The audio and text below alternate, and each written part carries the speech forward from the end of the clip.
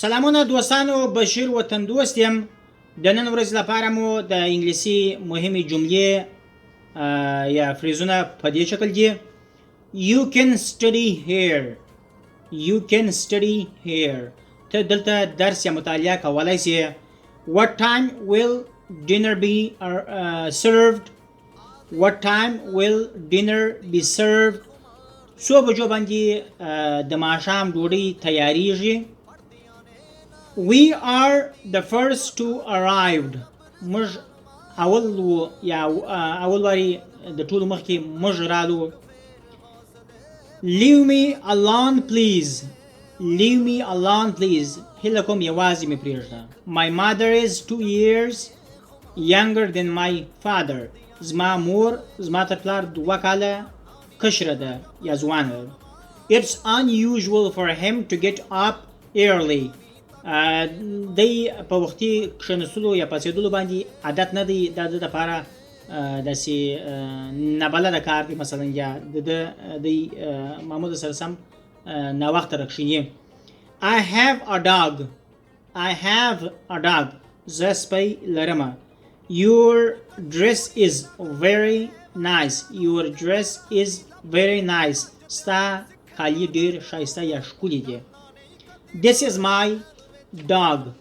This is my dog. دا زما سپی دی. Now stop crying. Now stop crying. نور جړه بس که یا مه ژاړه. I have a suggestion. I have a suggestion. زه تا ته یو پیشنهاد یا غواړم چې یو نظر درکړمه. My homework is nearly complete. My homework is nearly complete. زما کورنۍ کار تقریبا خلاص دی، یعنی جدي چې خلاص سي، مکمل سي. Good student study hard. Good student study hard. ښه شاګرد سخت درس وایي یا زحمت باسي. You made a wise choice. You made a wise choice. تا یو ډېر هوښیارانه پرېکړه وکړه یا د یو ښه باشعوره پرېکړه وکړله یا کړې ده. Take a good care of yourself. Take a good care of yourself. د ځان خیال دې ساته یا د ځان ته ډېر متوجه واوسېږه. I am not always at home on Sundays.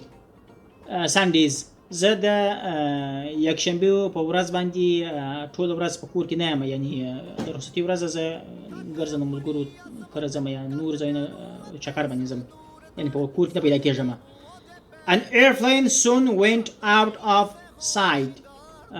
طیاره چې ده هغه د سترګو څخه ډېر ژر پناه کېږي. He is said to be a good doctor. د وویل چې زه به یو ښه ډاکټر واوسېږم، یو ښه ډاکټر یم. دوستانو خدای دې وکړي چې په جملو باندې پوه شوي یاست. په کوم ځای کې کوم ستونزه وه، په کوم جمله باندې پوه شوي نه یاست، کمنټ راته وکړئ او زما چینل سره سبسکرایب کړئ، د ملګرو سره یې شریک کړئ. تر بلې ویډیو پورې د خدای په امان.